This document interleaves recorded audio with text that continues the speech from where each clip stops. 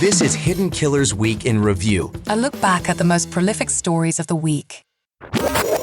This is the Hidden Killers podcast with Tony Brueski. Featuring retired FBI Special Agent Jennifer Coffindaffer.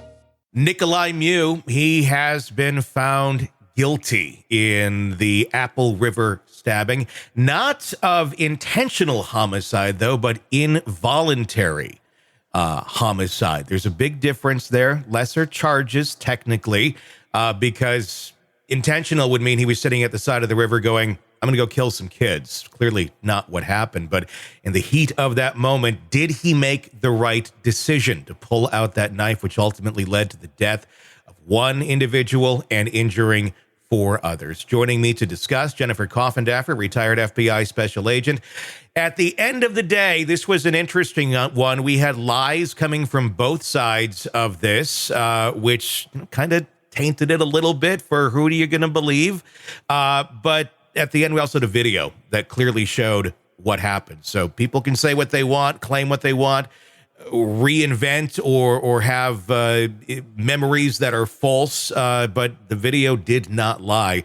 What was your thought on the verdict, first of all? Then we'll kind of work backwards and talk more about that video and how we got to that place. Well, I actually believe the verdict was just, we have to remember we're in Wisconsin. We're not in Florida. We're not in Texas. Mm-hmm. We're in a state where there is a duty to retreat, in a sense. Yeah. In other words, under those laws, there's no duty to retreat in Texas and Florida and other states. Not a standard ground state. Yep. Yeah, I think that's something to consider in all of this. Secondarily, to me, the problem was his actions after he supposedly, defended himself. He ditched the knife. He wasn't honest with investigators, and he rendered no aid. Now, in the self-defense cases that I've been involved in, the individual may shoot the person, may knife the person, but they help the person afterwards.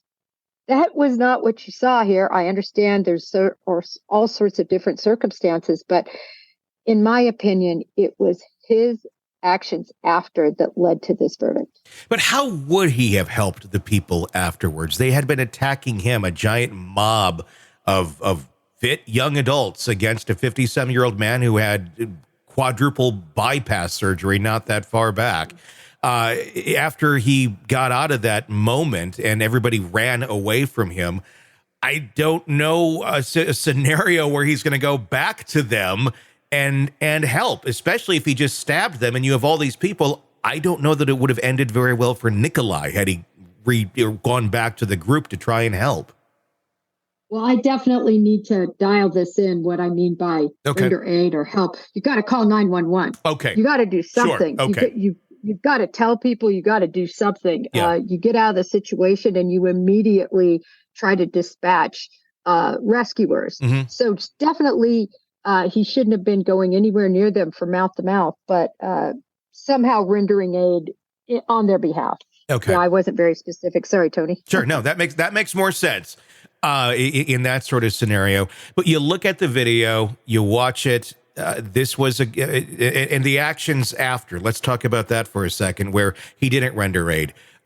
He did throw the knife, and then he had a story for the investigators about the knife that was not exactly true. Was this a guy that was in shock, though? Was he, in some sort of a traumatic state, and he doesn't know what to do at that moment in time? He's thinking about, oh my God, my life could now be over because of just this weird incident in the river where I was trying to find a phone and then I was attacked by all of these people and I defended myself. Now, obviously, I don't think he was sitting there with intention, I want to kill these kids, but anytime you pull a knife out and start gashing it at people, you got to consider death is a real possibility there. But could that have been handled differently? Because I don't know that walking away was the correct answer either, because they kept coming at him as well and pushing him down, holding him down. I really think he was in fear for his life. I think there was a definite point that he was in fear of his life, and no doubt. Any other day on that river, there's no way or in his life, right? He's not going to hurt somebody. No. But in but what happened was it just spun out of control, I think, and crossed the line between self-defense and then him inflicting injury. And when he ditched the knife, and I get your point of view that, look, who's who would ever know what they're going to do under these circumstances? Plus, he was under the influence. And my question would be, why, other than having consciousness of guilt that you had done something wrong, would you ditch that knife and would you lie? He's not a 17-year-old kid. He's a man who's been through life and really does know better. And at the point that he was interrogated, I think lying was not, to me, that's just my opinion. That's what changed my view.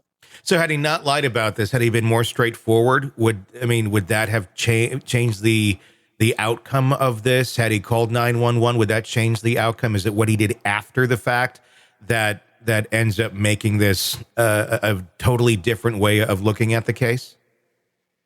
Yes, for me it does, and I hope that some of these jurors come forward.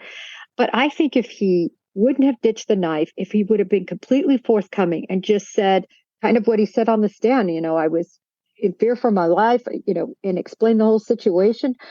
And the first thing I did was, when I had the opportunity to have a phone, I yelled at people to get help as I was, leaving the situation. I think we would have never gotten this verdict. I think that was the linchpin. Sick of the ads? We are too. Start listening with no commercials now and get access to all of our episodes in advance of everyone else. Become a True Crime Today Premium Plus subscriber on Apple Podcasts. Search True Crime Today Premium Plus on Apple Podcasts or go to our podcast page and sign up now. True Crime Today Premium Plus. Sign up now.